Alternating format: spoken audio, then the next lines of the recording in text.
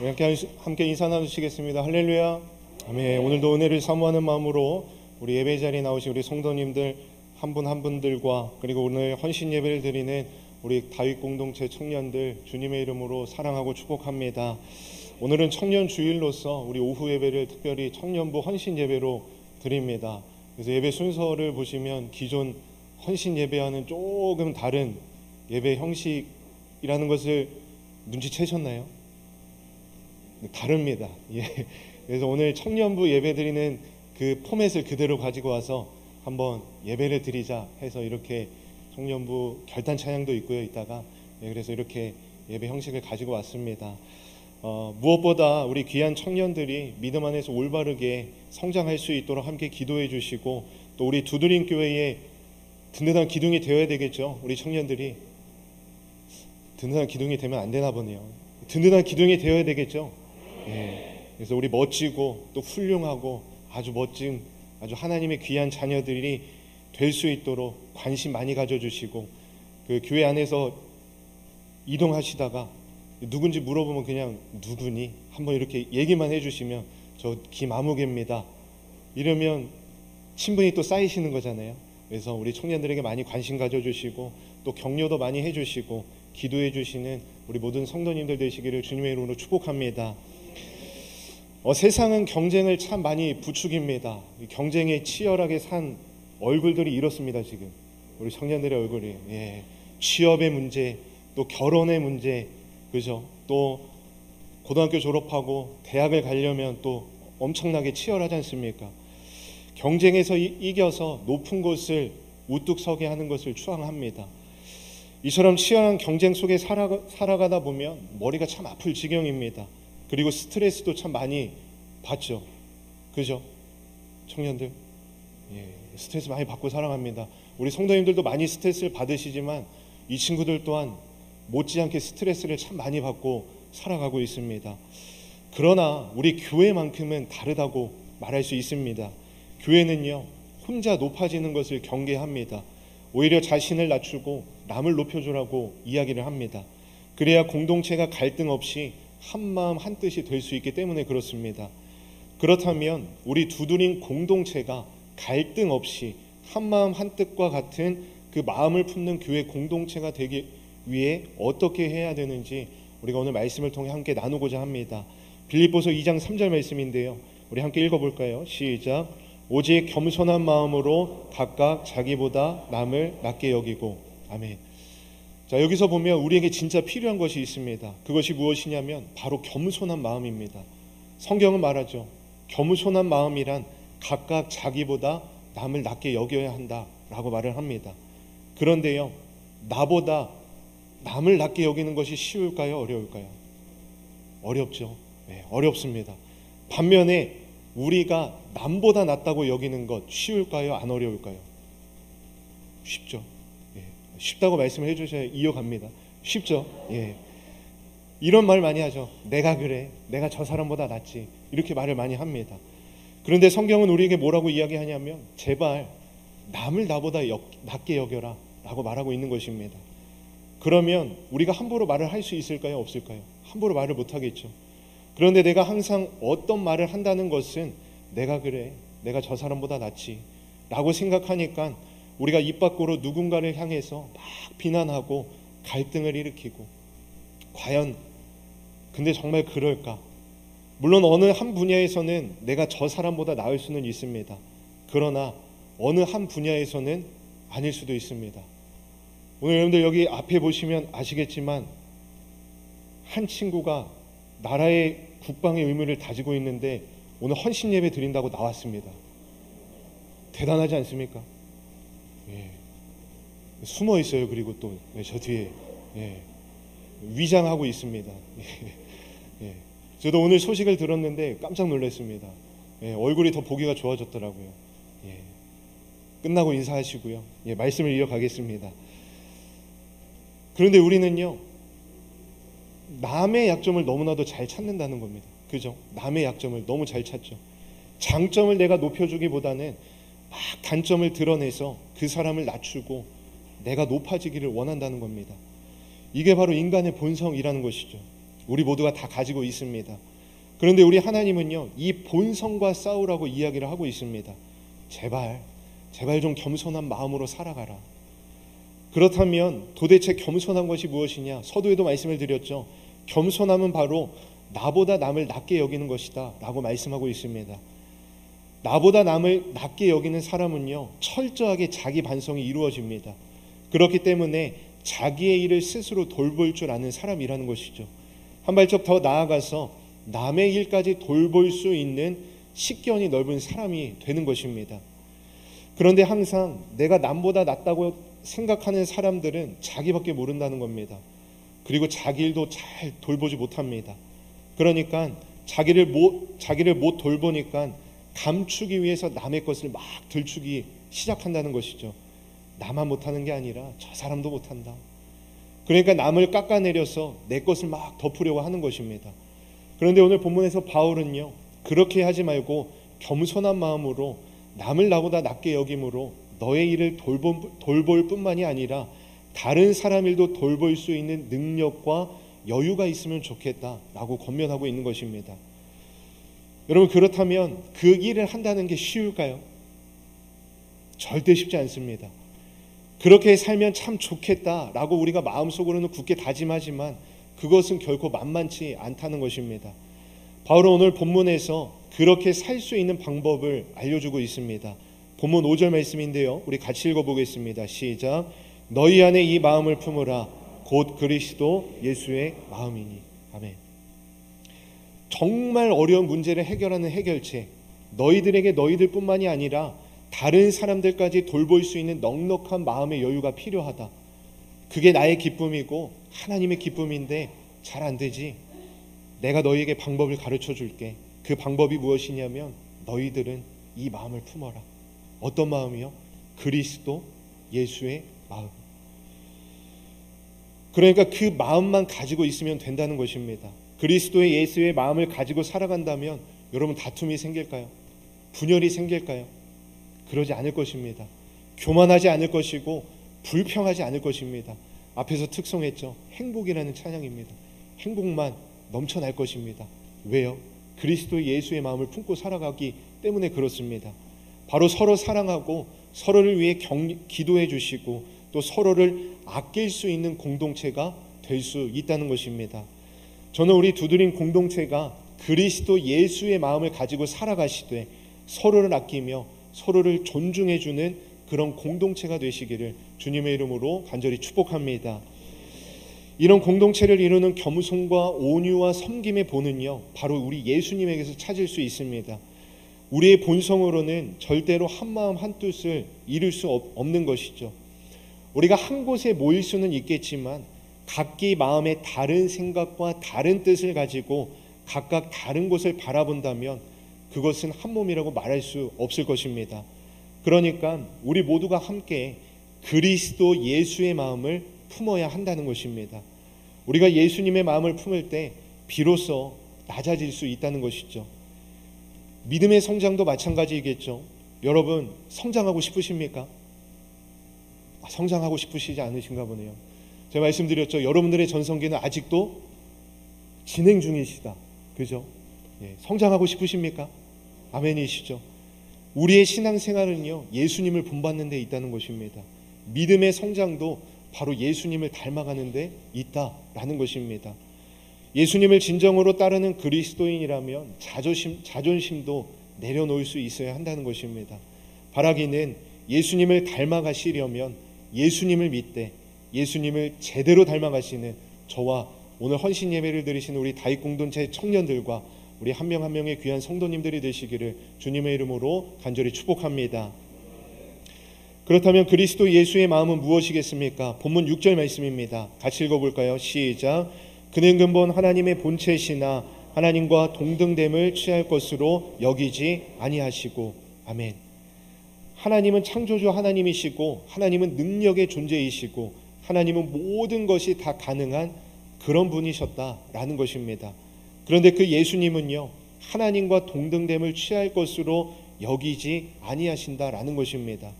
하나님의 본체이시지만 이 사실 자체를 당신의 유익을 위해 사용하지 않으셨다라는 말인 것입니다. 우리가 그리스도 예수의 마음을 품고 살아간다는 것은요, 동등됨, 즉 자기 권리를 포기하는 데 있다는 것입니다.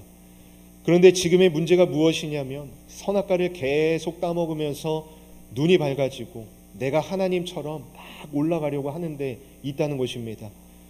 제가 사람들과 대화하다 보면 사람이랑 대화하는지 아니면 하나님이랑 대화하는 건지 착각에 빠질 때가 있을 때가 있는 것 같습니다. 너무 제가 말하는 것이, 내가 말하는 것이 하나님처럼 이야기합니다. 마치 제가 모든 것을 다 아는 것처럼. 여러분, 우리가 그리스도인이라면 우리는 절대 교만해서는 안 될 것입니다. 나를 내려놔야 될 것이고요, 나를 포기해야 되고 자기를 부인하고 자기 십자가를 질 수 있어야 한다는 것입니다. 왜냐하면 예수님이 그러한 삶을 살아가셨기 때문에 그렇습니다. 그래서 앞서서 말씀드렸죠. 예수님을 닮아가시되 예수님을 제대로 닮아가셔라. 본문 7절과 8절 말씀입니다. 우리 같이 읽어보겠습니다. 시작. 오히려 자기를 비워 종의 형체를 가지사 사람들과 같이 되셨고 사람의 모양으로 나타나사 자기를 낮추시고 죽기까지 복종하셨으니 곧 십자가에 죽으심이라. 아멘. 그리스도의 예수의 마음이 무엇이냐면 바로 나를 낮추시는 겁니다. 어디까지 낮추셨죠? 예수님은 사람의 모양으로 세상에 오셨고 십자가에 죽기까지 복종하셨다는 것입니다. 그렇다면 왜 이렇게까지 하시는 것인가? 그게 바로 하나님의 뜻이었기 때문에 그렇습니다. 우리 예수님은요, 하나님의 뜻과 자기의 뜻이 충돌하면 하나님을 선택했습니다. 여러분들은 어떠십니까? 하나님의 뜻과 내 뜻이 충돌하면 여러분들은 어떤 것을 선택하시겠습니까? 자기는 십자가 지고 싶지 않아서 골고다 언덕에 올라가서 간절히 겟세마네 동산에서 간절히 기도하셨습니다. 그러나 자기의 뜻을 굽히고 하나님의 뜻을 높여주는 겁니다.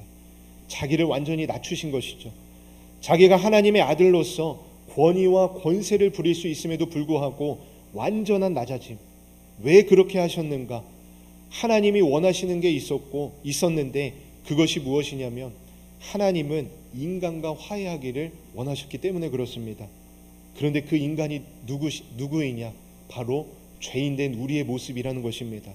멀쩡한 사람, 다 회개하고 괜찮은 사람이 아니라 여전히 죄인으로 살아가는 그 인간들의 죄의 문제를 해결하기 위해서 당신의 아들 예수 그리스도를 보내셨고 모든 인류의 죄값을 담당하라고 그를 십자가에 못 박기를 간절히 원하셨는데 예수님이 그의 아버지의 마음을 이해하고 온전히 순종함으로 말미암아 완전한 화해와 연합의 역사가 이루어지게 된 것이라는 겁니다.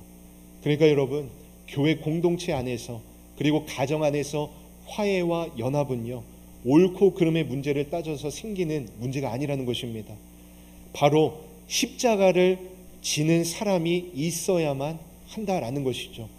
예수님처럼 권위와 권세와 능력이 있는데 자기 자체를 비우고 종의 모습으로 심지어 죽기까지 십자가에 달리기까지, 여러분, 이런 성도들이 많은 교회는요, 분란과 문제가 생기지 않다는 것입니다. 분란과 문제는요, 항상 옳은 이야기만 해서 생긴다는 것입니다.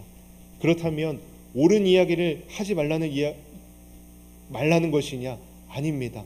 물론 옳은 이야기도 해야 좋은 방향으로도 흘러가죠. 바른 길로 갈 수 있고 또 좋은 길로 갈 수 있도록 안내도 해야만 합니다.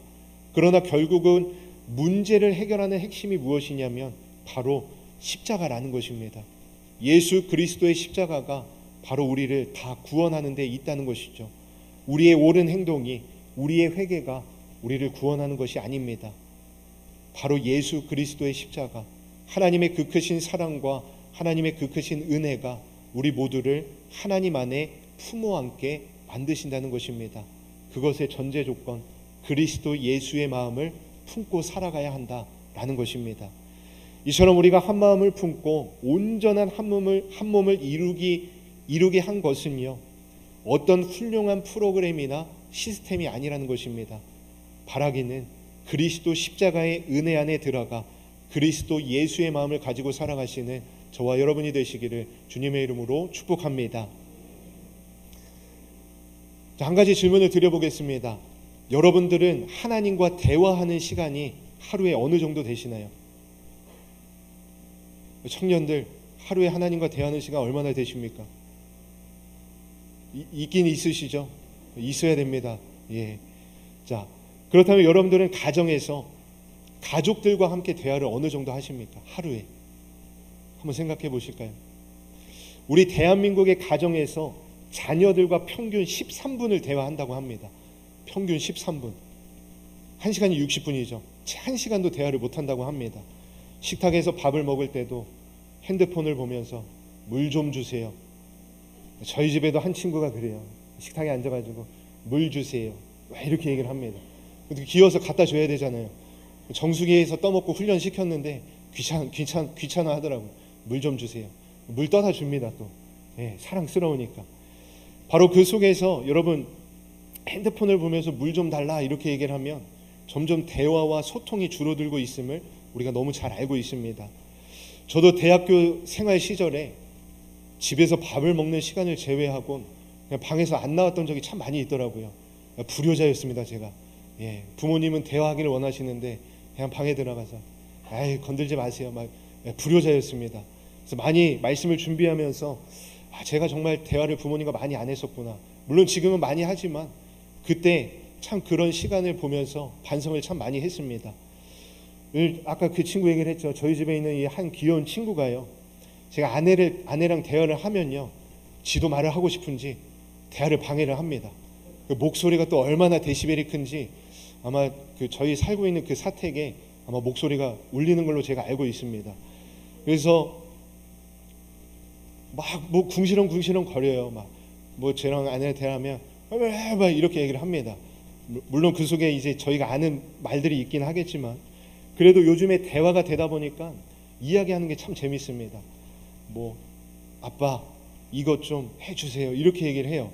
그러면 안 해줄 수가 없겠죠. 그죠? 대화하고 소통을 해야 되니까 제가 안 하면 나쁜 아빠가 되겠죠. 그래서 해줍니다. 그럼 제가 해주면 그래 너도 이거 한번 해보자 하면 또 같이 따라해요. 그만큼 소통이 중요하다라는 것입니다.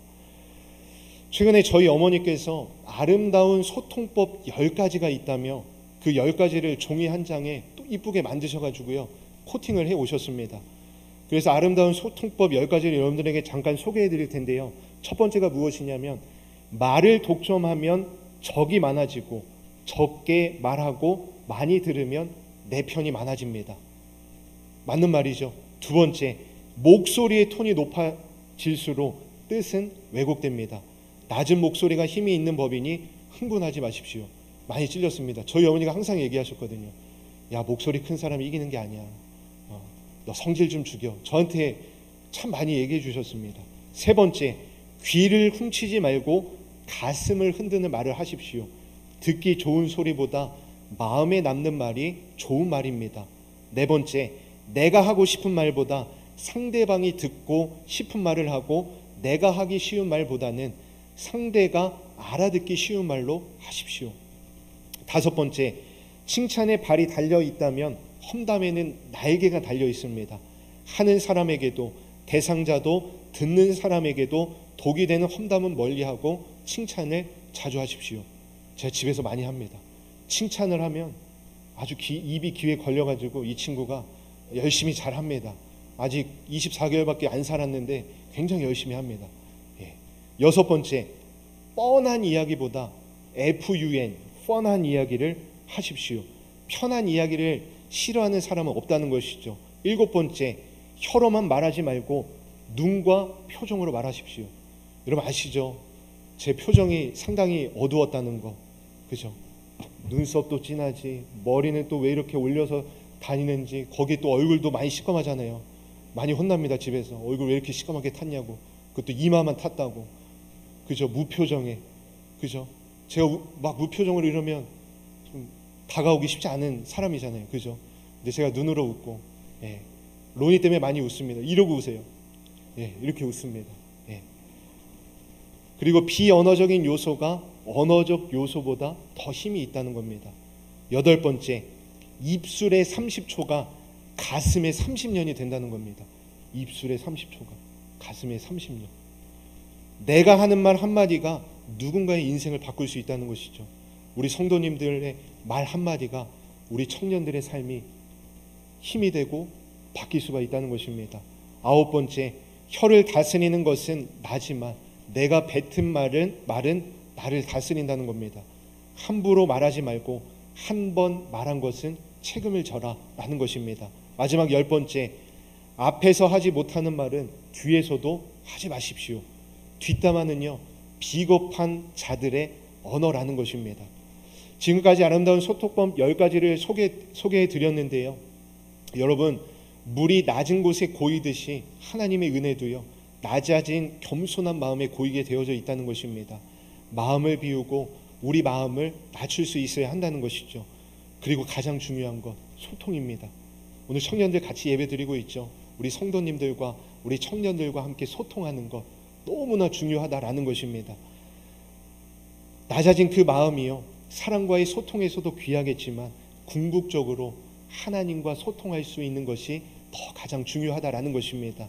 바라기는 하나님과 소통하시면서 그리스도 예수의 마음을 품고 살아가시는 저와 여러분이 되시기를 주님의 이름으로 간절히 축복합니다.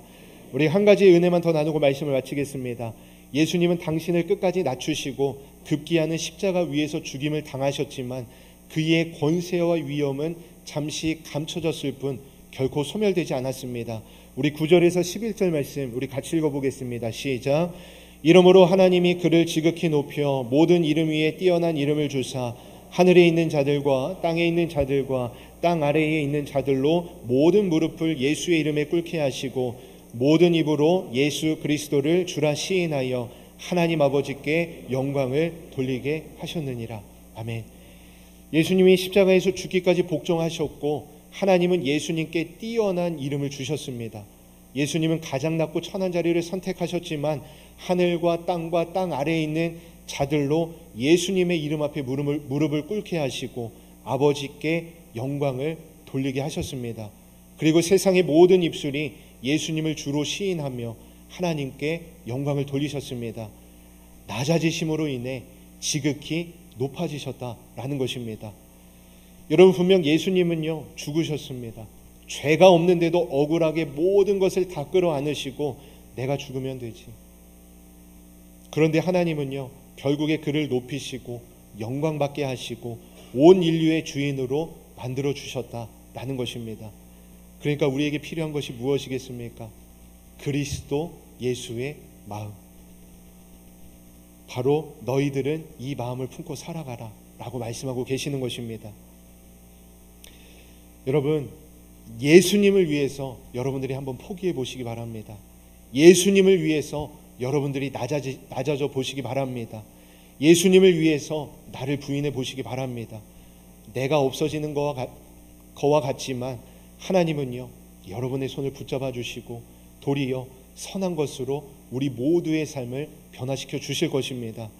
사랑하는 다윗공동체 청년 여러분, 또 함께 드리고 계시는 모든 성도님들, 여러분들의 삶 가운데에 온전한 십자가 신앙이 살아날 수 있으시기를 주님의 이름으로 간절히 축복합니다.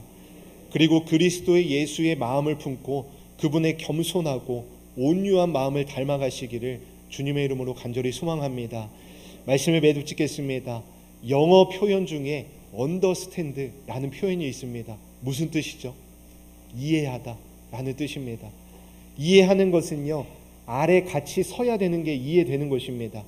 예수님이 이해하기 위해서 인간의 몸을 입고 죽기까지 낮아지셨습니다. 왜냐하면 우리의 영혼을 살리기 위해서. 그런데 우리는 저 위에서 누군가를 막 정죄하고 누군가를 판단하고 누군가를 위해서만 바라보고 있는 마음이 있지 않으십니까? 오늘 빌립보 교회 안에 바울은 이렇게 말을 합니다. 본문 5절 말씀 우리 다시 한번 읽어볼까요? 시작. 너희 안에 이 마음을 품으라. 곧 그리스도 예수의 마음이니. 아멘. 어떤 마음이냐? 곧 그리스도 예수의 마음이니 이 마음을 품어라 라는 것입니다. 바라기는 예수님의 본을 따라 그분의 마음을 품고 겸손하게 서로를 섬기시고 우리 두드린 공동체가 하나됨을 이루어 하나님의 영광을 나타내며 살아가시는 오늘 헌신 예배를 드리는 우리 다윗 공동체 청년들과 또 또한 우리 모든 성도님들이 되시기를 주님의 이름으로 간절히 축복합니다.